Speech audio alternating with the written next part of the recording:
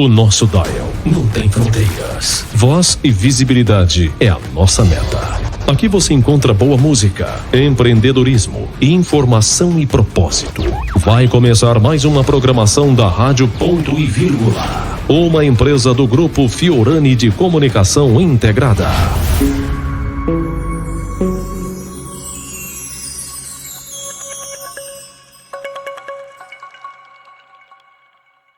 O programa a seguir é uma produção independente e o seu conteúdo é de inteira responsabilidade de seus idealizadores, não necessariamente representando a opinião editorial da Rádio Ponto e Vírgula.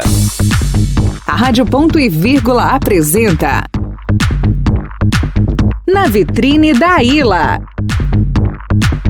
Tudo sobre o universo do marketing, lançamento de marcas e o mercado publicitário. A apresentação, AILA. Olá, boa noite, boa noite, boa noite. Mais um dia, mais uma terça-feira na Rádio Ponto e Vírgula. Gente, hoje, olha que responsabilidade. Ele tá constrangido, assim, tímido, e eu tô cheia de vergonha, porque eu nunca entrevistei gente conhecida. Eu quase dei uma travada, tava falando pra caramba aqui nos bastidores, porque eu vou entrevistar o conhecido como Guarabira. Nós vamos falar com o responsável da barraca Guarabira, localizado na Feira de São Cristóvão, e que trabalha com os produtos nordestinos. E o demais eu vou deixar para ele apresentar, porque tudo bem que ele esqueceu vários produtos, né? Mas vamos trabalhar com o que a gente tem. Obrigada. É Vando, né? Isso, Mas Vando Guarabira. Mas eu posso chamar de Guarabira? Pode, fica à vontade. Obrigada por você ter vindo, tá? Eu sei que o estúdio fica bem distante. E a apresentação tá linda. Primeiro, conta há quanto tempo você está no Rio de Janeiro? Vamos resumir para a gente poder chegar nos produtos. Há quanto tempo você está no Rio de Janeiro e há quanto tempo você está na Feira de São Cristóvão? Então, eu estou no Rio de Janeiro desde 1996. Cheguei aqui, eu tinha entre 16 e 17 anos. E assim, já caí de paraquedas na Feira de São Cristóvão e nunca mais de lá saí. Ela já era lá dentro ou do lado de fora? Não, era do lado de fora. Eu cheguei aí, uma tenda azul gigantesca, né? Isso. E já paguei alguns micos ali, cara, adolescente. Aí eu ia... Minha mãe tinha um apartamento em Cabo Frio. Aí tinha que... Lembra aquelas vans? Luzes, Cabo Frio, então. Aí quando a gente chegava, tinha que esperar encher, né? Aí... Nossa, quando eu tinha que ficar esperando encher, eu ia lá pra feira do lado de fora... brincar com as amigas e voltava. Então, assim, conheço a feira desde aquela época. Vando, esse tempo que você está aqui na Certa, você deve ter tido altos e baixos. E você mencionou agora, estávamos conversando, que você tem 3 unidades já. 2 no mesmo local, que é dentro da feira, e uma no mesmo bairro. Isso é resultado de muito fluxo? Isso é resultado... 3 unidades? Fala um pouquinho pra gente por que das 3 unidades. Então, a gente sabe que a gente acaba criando uma concorrência pra gente mesmo. Mas o que acontece? A gente tem a alta temporada, né? E na alta temporada, minha mãe costumava dizer que quanto mais vaca, mais bezerro. Então, assim... tem uma concorrência saudável com a outra e, ao mesmo tempo, a gente acaba não deixando que uma outra pessoa venha para concorrer com a gente.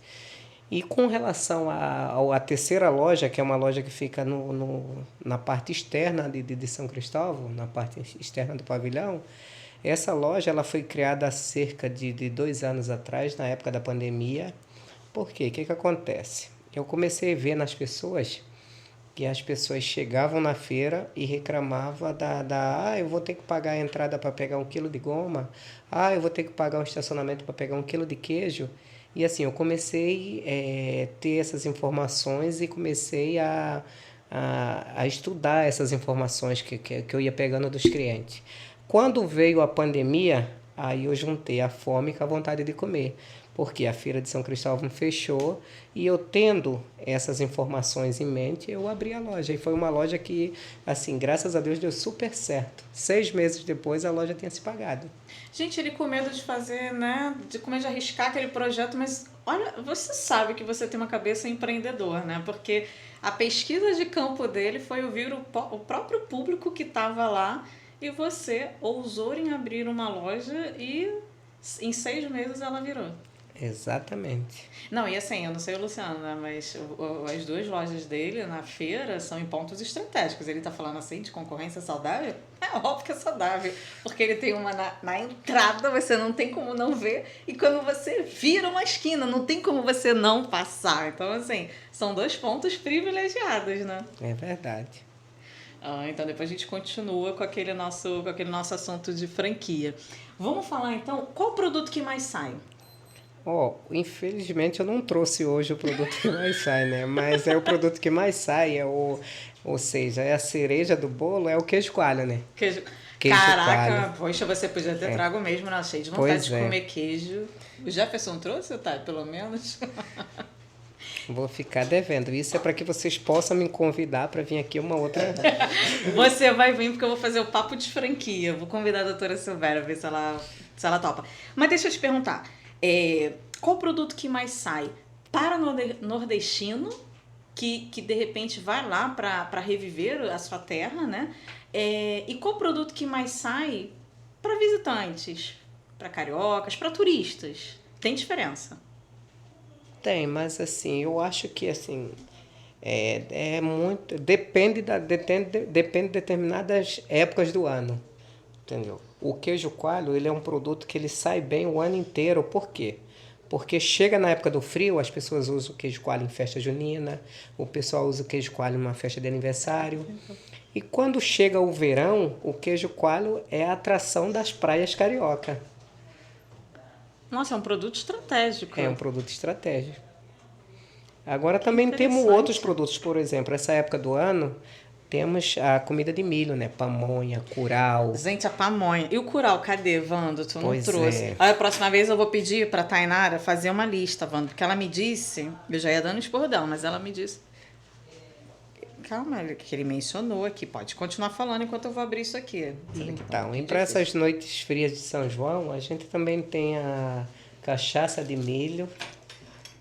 Cachaça? Cadê o copinho? É muito forte essa cachaça? Então, ela é muito boa, muito saborosa. Pega o copinho, tá? Pra gente experimentar a cachaça de milho, por favor. Eu nunca experimentei cachaça de milho, não. Vamos experimentar. Temos uma outra grande atração da Barraca Guarabira, que são as tapiocas. Isso é uma verdade. Comia muito quando eu trabalhava, quando eu prestava o serviço lá. Pois é, as tapiocas que antigamente, na época dos meus avós, só se ouvia falar em tapioca com manteiga, tapioca de queijo. Gente, hoje em dia não. Hoje em dia a gente já tem uma gama de opção. A gente já tem a tapioca de carne seca, tapioca de peito de peru, tapioca de frango catupiry, tapioca de banana com canela, enfim. Hoje a gente já tem um leque de opções. Acho tão bonitinho isso, gente.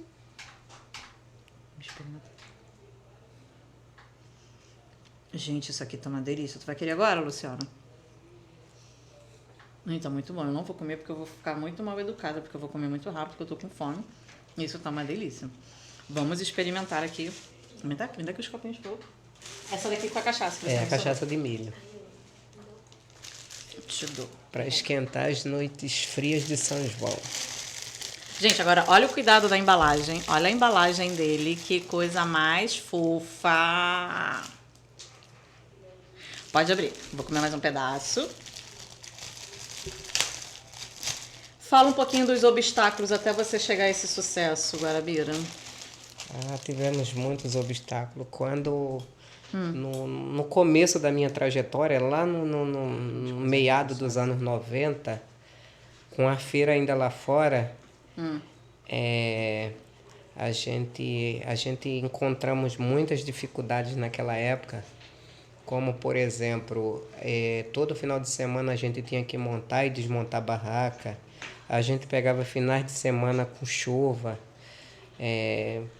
madrugadas intensas de temporais, e a gente, naquela época, a gente tinha que dormir em boleia de caminhão, tinha que dormir em cima de caminhão, era assim, era uma coisa de louco. Quando estava frio, a gente dormia na boleia do caminhão.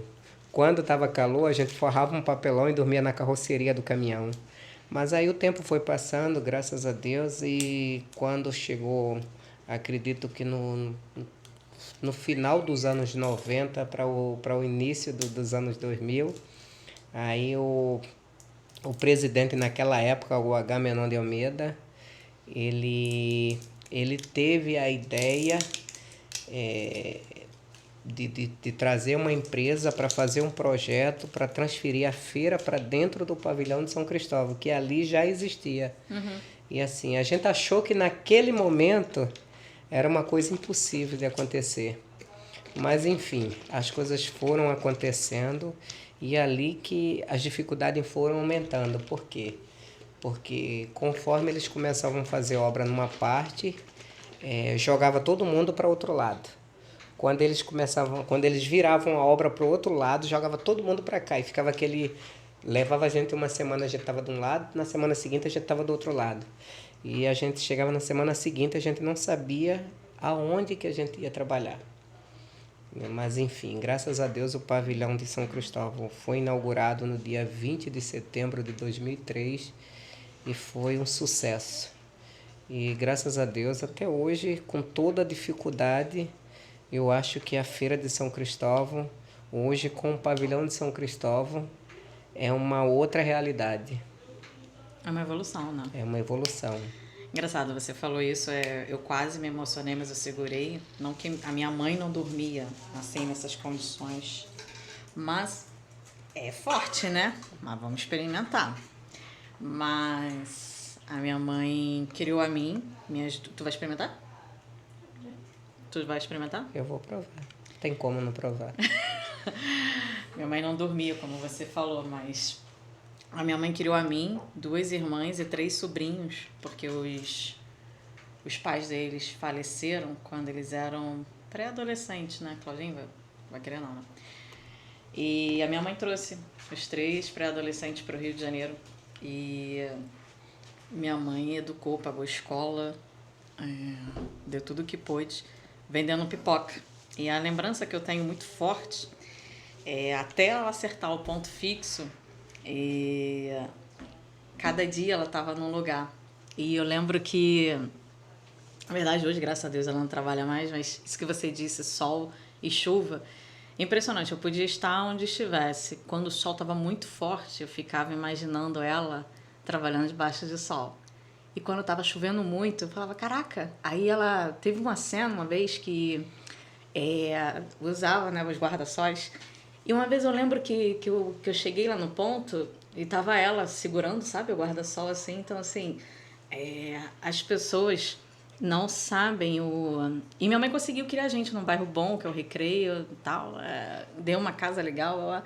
Mas as pessoas, às vezes, veem o resultado e não veem como se chegou a esse resultado, né? Ou seja, as pessoas muitas das vezes querem seu diploma, mas não querem suas cicatrizes, né?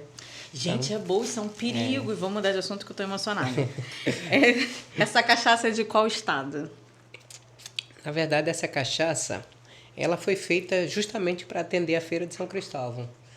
Ela é feita aqui no estado do Rio mesmo, se eu não me engano, mais aqui Tá igual o Misch que o André foi fazer. Na Serra de Petrópolis.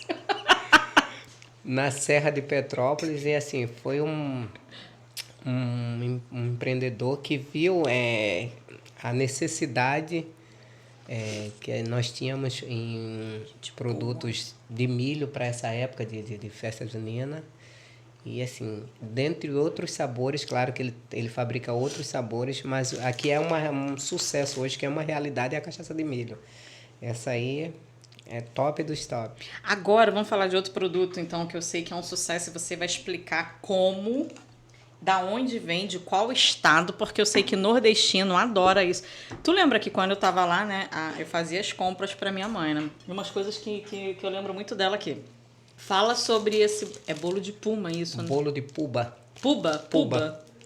Gente, não, olha a embalagem dele, que bonitinho. Gente, bota mais cachaça pra mim. Gostosa isso, não? Boa. Eu não posso experimentar essas coisas, não. Vamos. É boa, menina.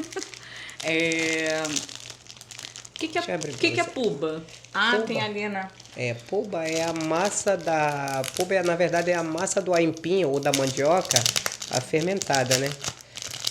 Porque as pessoas, para preparar esse bolo, eles colocam a mandioca na água e deixa ela durante uns 4, 5, 6 dias, dependendo da temperatura. Obrigada. Para ela fermentar e só daí poder lavar ela e preparar o bolo. E esse bolo, ele tem umas características diferentes, porque são coisas que só a natureza explica, né? Ele, depois de pronto, ele separa essa parte branca, que no caso seria a parte que faz a farinha, dessa parte mais cremosa. Que essa parte mais cremosa é a goma, a parte que faz a tapioca. E dependendo da temperatura do forno, ele faz esse trabalho aí de separar só com a temperatura do forno, sem nenhuma outra... Isso veio de qual estado? É o bolo de Pernambuco.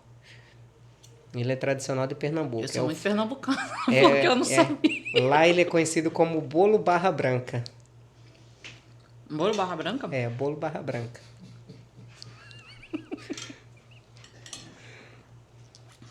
É que eu sou pernambucano, eu não sabia disso. Mas eu vim pra cá com 5 anos. Lá né? de Bezerros, em Pernambuco. Conheço menos ainda, só voltei lá 2 vezes. O que tu quer, Luciano? Quer o bolo? Vou pegar mais um pedaço.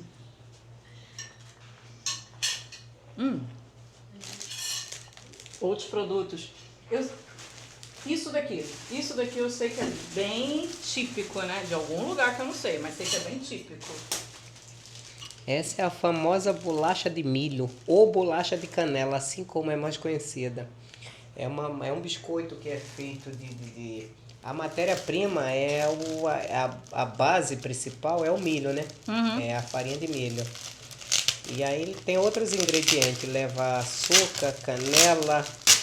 Gente, nordestino adora essas coisas. Eu comprava todo final de semana pra minha mãe. Bota nas cachaças pra ele, pai, por favor. Não chega? Por que, menino? Enfim. Vamos experimentar uma. Enfim. Tá, muito bom, mas não é pra comer tudo não, porque acho que ele só trouxe um pedaço e eu quero mais. Não, enfim, esse biscoito aqui, geralmente, as pessoas costumam fazer Mas isso é e molhar estranho. no café com leite ou num chazinho à tarde. Num chá? Chá. Chá com milho, gente? Chá com bolacha de milho.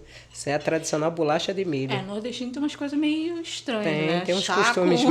meio diferentes. Mas eu sei que segredos gostam muito. Esse era um que eu comprava toda semana pra minha mãe. Quer ver um outro? Que é bem... Essa outra cachaça que eles querem. De milho também? Milho. É cachaça de milho. O Luciano não gosta de cachaça, vai ficar tudo pra mim. Essa daqui. Essa veio da onde? Vamos só tirar isso daqui pra dar espaço.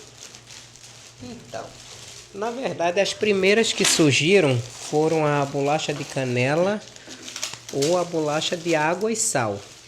Só que com o passar do tempo, eles começaram a ver que que eles precisavam inovar.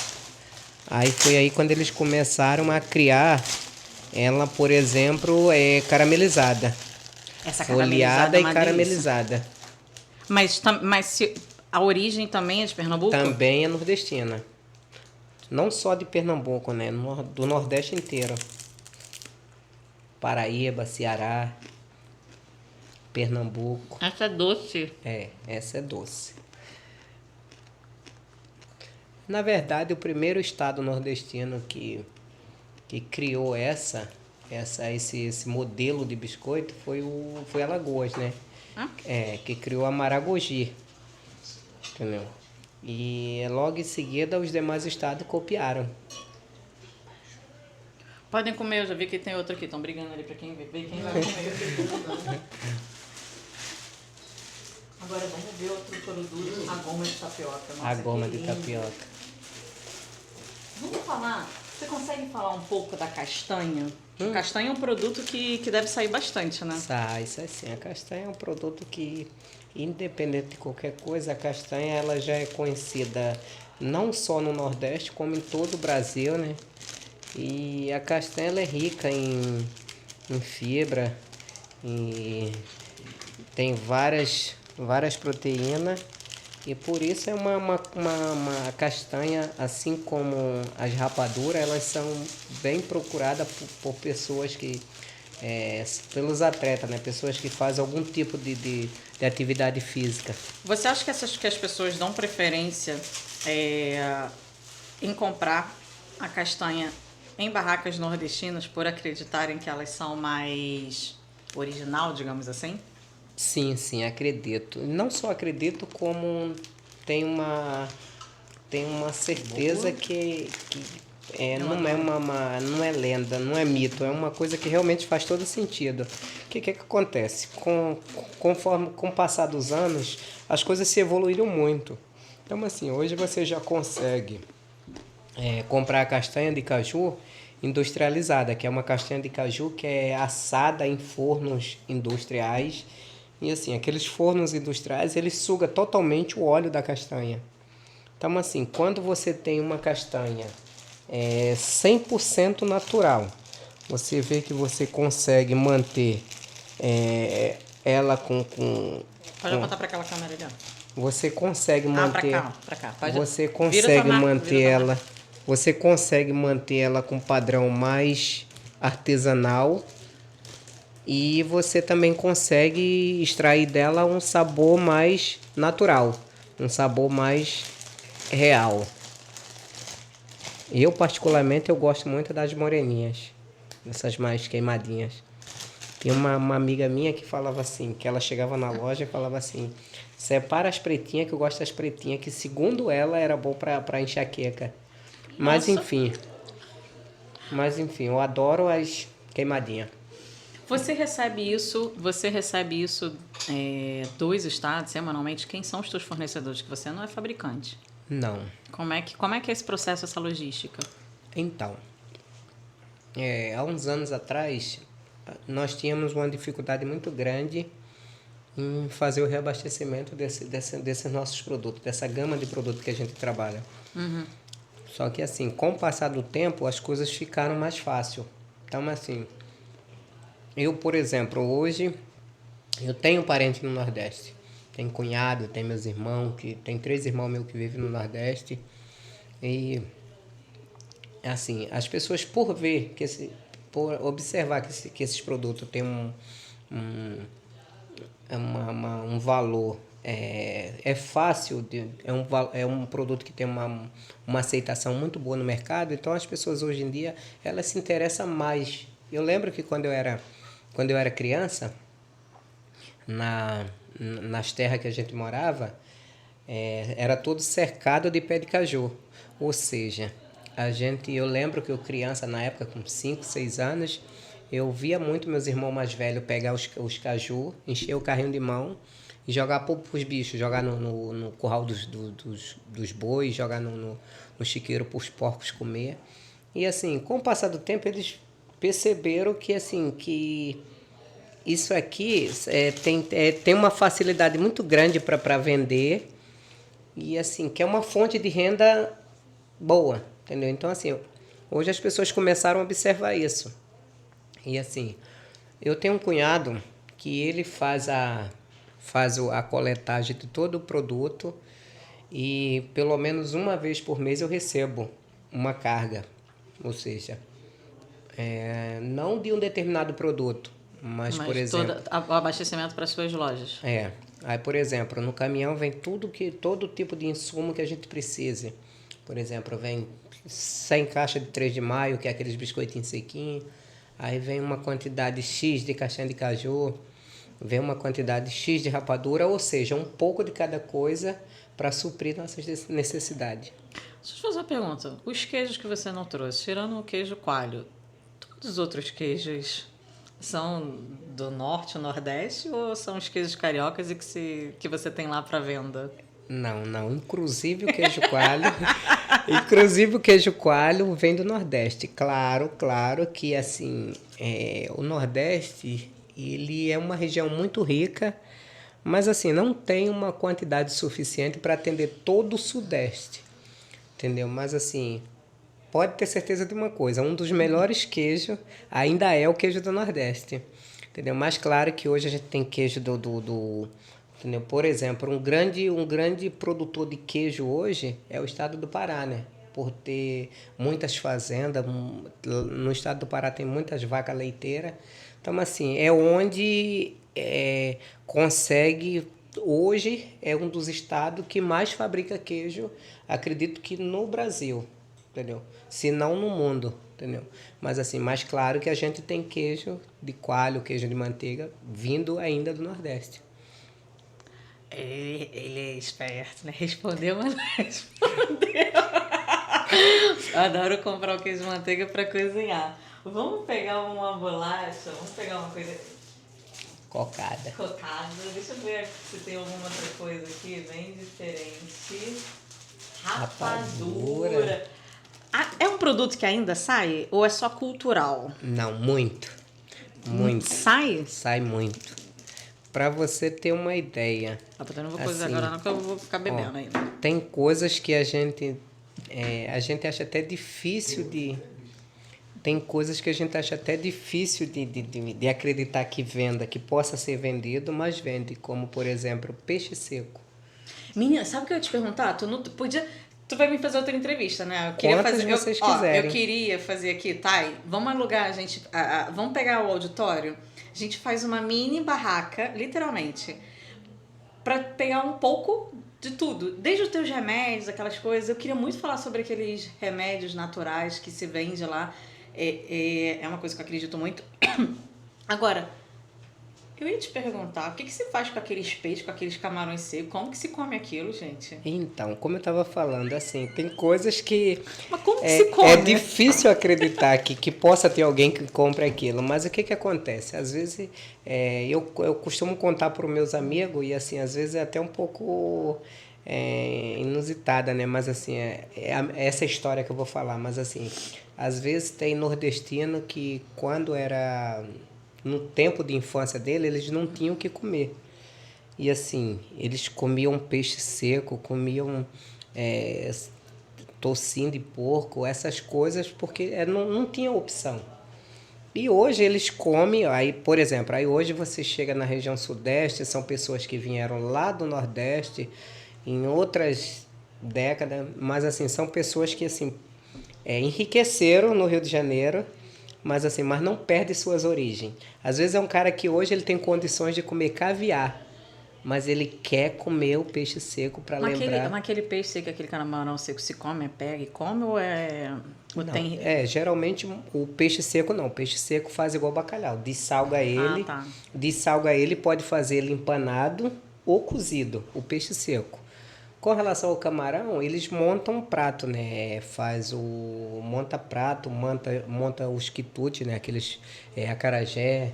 Entendeu? Tá. Entendeu? Mas assim, mas não quer dizer que não possa também pegar e comer como aperitivo e outras coisas mais.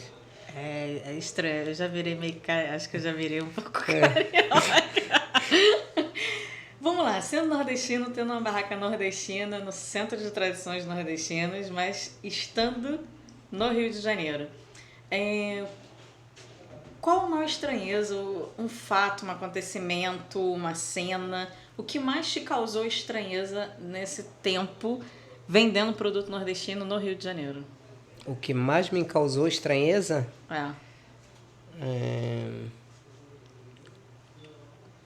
Acredito que isso, né? Que são essas coisas que acontecem que a gente assim, no começo eu não entendi o porquê, mas depois você tem essa mesma impressão que as pessoas depois que enriqueceram não perderam suas raízes. Como, por exemplo, eu via o cara hoje ele está numa situação financeira muito além e eu via essas pessoas chegar lá e assim, eu quero peixe seco. Assim, você olhava assim, você falava, nossa, mas essa pessoa assim, não que o peixe seco não seja... Mas é que hoje ela teria a opção hoje ela teria uma opção de comer uma picanha, de comer um filé mignon, mas essas pessoas querem, assim, literalmente matar a saudade das suas... Ou seja, eles não esqueceram de onde vieram. Entendeu? Então, assim, isso nos causa assim, uma certa... Mas com o tempo a gente entende que tudo isso é normal e que faz parte do cotidiano do nordestino. Se você tivesse que... Eu não sei se você tem esse número, ou se você tem essa percepção, ou se você tem uma opinião, mas hoje a feira, ou especificamente a sua barraca, né, que é chamada de barraca lá, atende mais o público nordestino ou são turistas? Atende mais o público nordestino. Porque a gente entende que lá seja um espaço de turismo, né? Então, assim, eu sempre tive uma impressão de ter muito mais turista do que o próprio nordestino em si. Quando você caminha lá... Não, o turista que a gente recebe na feira hoje em massa é o turista nordestino. É o paraibano, é o cearense, é o pernambucano. Claro, sim, é lógico que tem turista, né? Mas, assim... Para o nosso perfil, para o nosso segmento, o nosso maior cliente ainda é o nordestino. Planos. Estamos no meio de 2023. Temos ainda um semestre em 2024 se aproximando. Planos para a Barraca Guarabira? Hoje eu acho que abrir várias franquias. Eva! Poder dar emprego, bastante emprego para bastante gente. Que legal, que legal. Guarabira, eu quero te agradecer. Vamos marcar, sério, tá? Marca outro dia. A gente está marcando um dia um pouquinho especial, a gente vai fazer no auditório, eu vou trazer algumas pessoas, as pessoas que vão fazer perguntas aí para os entrevistados. Mas assim, conversar com pessoas como você, por exemplo, me remete muito à minha infância, então não tem como não admirar. Eu acredito que você seja uma pessoa mais do que honrada por Deus, né? Você tem história, então não para mesmo por aí não. Você falou isso no final, fico feliz de ter mudado um pouco assim as palavras, mas se você pode levar essa sua experiência, se você pode ganhar dinheiro com a sua experiência e se você pode, através da sua experiência, proporcionar para outras pessoas aquilo que Deus proporcionou para sua vida e diminuir o tempo, de repente, de sofrimento, né, de algumas pessoas, faça isso, porque todos nós temos uma missão aqui. E você já é sucesso, então por que ficar parado, né? Lembra dos talentos, né? Então, tem um talento que você está segurando. Então, eu só tenho a te agradecer. Obrigada, eu sei que o estúdio é bem distante de onde você fica, você tem um compromisso, não vou te segurar mais. E pensa nesse talento que está guardado aí.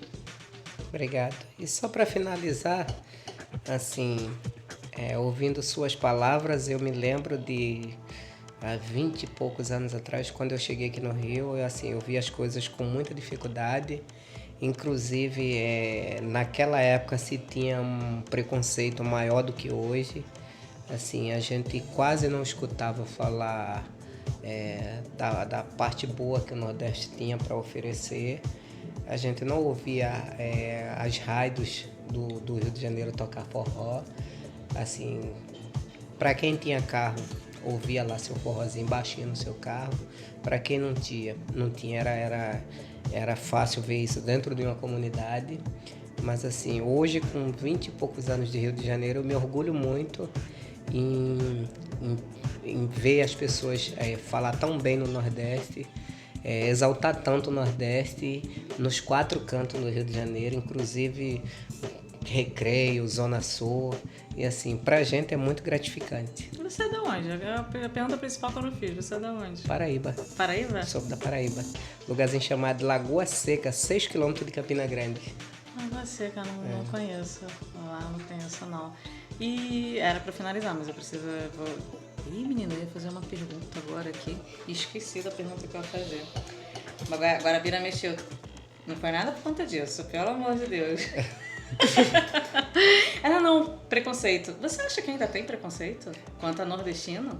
Eu acho que hoje bem menos, mas há 20 e poucos anos atrás, quando eu coloquei o pé no Rio de Janeiro, a gente sentia muito isso. Se sentia diminuída, né? Muito, entendeu? Mas hoje, graças a Deus, bem menos. Hoje assim, a gente percebe que a gente já está sendo mais bem visto. As pessoas já têm, por mais que ainda exista, mas você vê que hoje as pessoas já têm um certo respeito, uma certa admiração. E isso é muito gratificante para o nordestino. Você escutar na boca de uma pessoa importante, na boca de um político, na boca de uma pessoa que tenha, entendeu? Que tenha uma outra situação, que viva uma outra realidade, exaltar o nome do Nordeste. É muito, muito bom mesmo ouvir isso. Que bom. Então, gente, eu vou finalizar agora. Obrigada. Vamos marcar com a Thay um próximo dia. Gente, boa noite. Fiquem com Deus. Até a próxima terça e fiquem agora com o Mundo do Pianta.